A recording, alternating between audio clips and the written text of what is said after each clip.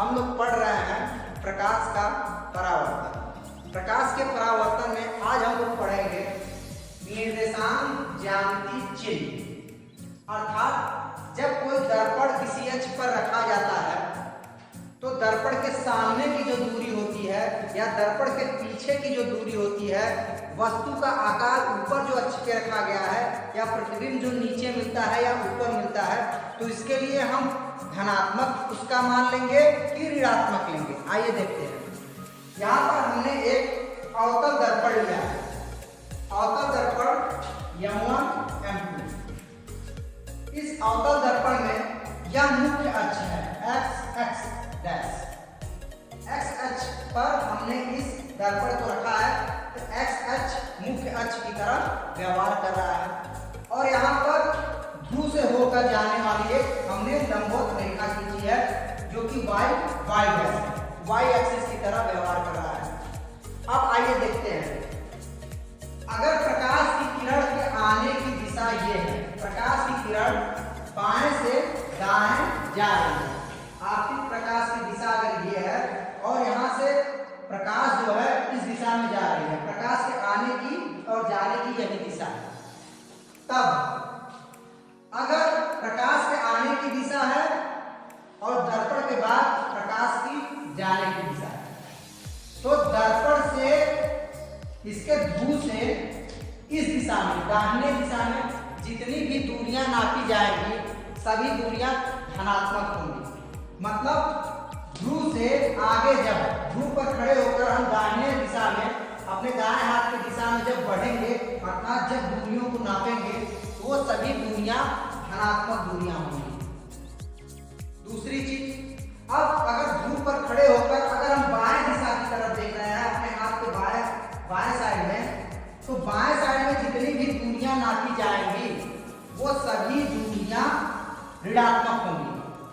अर्थात जैसे अगर इस बिंदु पर कोई वस्तु रखा है, मान लीजिए P और C के बीच की दूरी 5 सेंटीमीटर है, तो आगे चलकर जो हमें फार्मूला यूज करना है उस फार्मूले में उस वस्तु की जो दूरी होगी वो हम रखेंगे -5।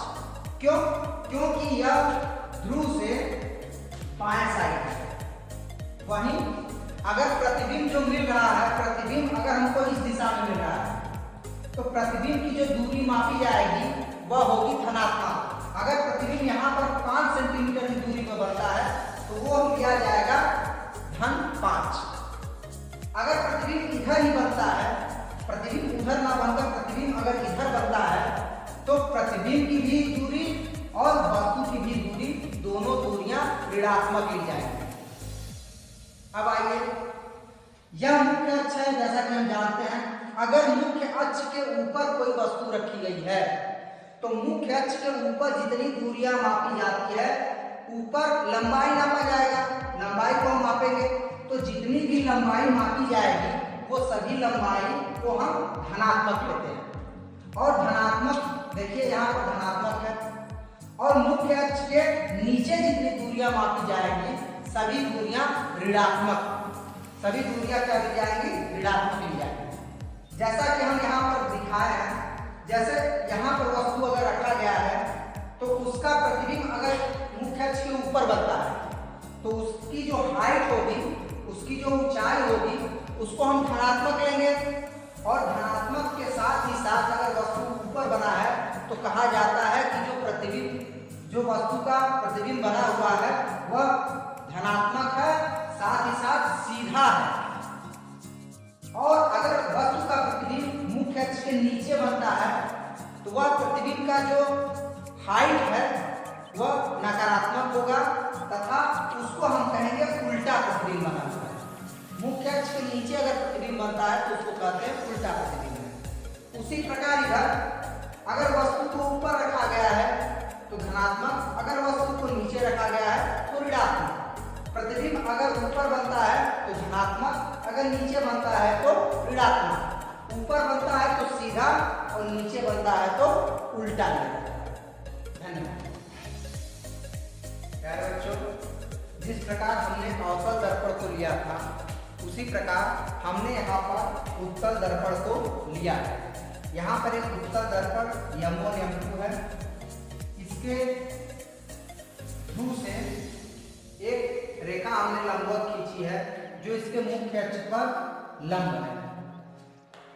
यह लंबवत रेखा y एक्सिस की तरह व्यवहार कर रही है और इसका मुख्य अक्ष जो है x एक्सिस की तरह व्यवहार कर रही है। तो अवतल दर्पण की ही भांति उत्तल दर्पण में भी अगर कोई वस्तु इसके ध्रुव से बाएं साइड पर रखी गई है तो बाएं साइड में जितनी दूरियां ली जाएंगी वो सभी दूरियां ऋणात्मक होंगी। यहाँ पर P से बाएं साइड में हमने एक वस्तु लिया है AB। अगर यह AB वस्तु यहाँ से P से U दूरी पर है तो जब हम फार्मूले में वस्तु की दूरी को रखेंगे, U का मान जब रखेंगे तो उस U के मान को हम माइनस U रखेंगे, U के मान को हम माइनस U रखेंगे। और उसी प्रकार अगर इस वस्तु का प्रतिबिंब P के दाहिने साइड, ध्रुव के दाहिने साइड बनता है, अगर ध्रुव के दाहिने साइड यहाँ पर अगर V दूरी पर अगर इसका प्रतिबिंब बनता है, V दूरी पर अगर एक प्रतिबिंब A डैश B डैश बनता है तो जो V की वैल्यू ली जाएगी, जो V की वैल्यू ली जाएगी जो कि P से इसके दाहिने दिशा में है। तो हमने बताया था मुख्य अक्ष पर ध्रुव से दाहिने साइड जितनी दूरियां नापी जाती है वो सभी दूरियां धनात्मक ली जाएंगी। अतः हम यहाँ फार्मूला उपयोग करेंगे, उस फार्मूले में V के स्थान पर प्लस V, मतलब V का मान धनात्मक लेंगे। अगर वस्तु मुख्य अक्ष के ऊपर रखी गई है तो इस वस्तु की जो लंबाई होगी वह धनात्मक होगी। अगर प्रतिबिंब भी मुख्य अक्ष के ऊपर बना है तो प्रतिबिंब की जो हाइट है, जो उसकी ऊंचाई है, वो भी धनात्मक ली जाएगी। अगर यहाँ पर वस्तु की ऊंचाई को हम O से दर्शाते हैं और प्रतिबिंब की ऊंचाई को I से अगर दर्शा रहे हैं तो जब फार्मूला यूज किया जाएगा तो O का मान भी धनात्मक होगा और I का मान भी धनात्मक लिया जाएगा।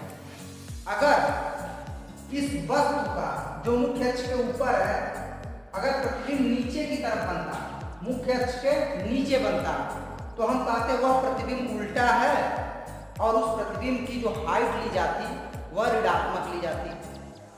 जैसा कि हमने आपको बताया था, अगर वस्तु मुख्य अक्ष के ऊपर है तो कहा जाता है जो वस्तु बनी हुई है वह वस्तु सीधी है और मुख्य अक्ष के नीचे है तो उल्टी वस्तु है या उसका जो प्रतिबिंब बना हुआ है वह उल्टा है। तो जैसा कि हम देख रहे हैं अवतल दर्पण और उत्तल दर्पण दोनों ही केस में जो चिन्ह परिपाटी ली जाती है, निर्देशांक ज्यामिति की जो चिन्ह परिपाटी को यूज करते हैं दोनों एक ही है, चाहे वह दर्पण जो भी हो, उत्तल दर्पण हो या अवतल दर्पण हो। जो भी दूरियां नापी जाएंगी वह मुख्य अक्ष पर नापी जाएंगी और इसके ध्रुव से ही सारी दूरियां नापी जाएंगी। दर्पण चाहे जो भी हो, अगर दूरी दाहिने साइड नापी जा रही है तो धनात्मक, बाएं साइड नापी जा रही है तो ऋणात्मक, मुख्य अक्ष के ऊपर है तो धनात्मक, मुख्य अक्ष के नीचे है तो ऋणात्मक। अब इसके आगे की जो टॉपिक है अगले वीडियो में हम पढ़ते हैं। धन्यवाद।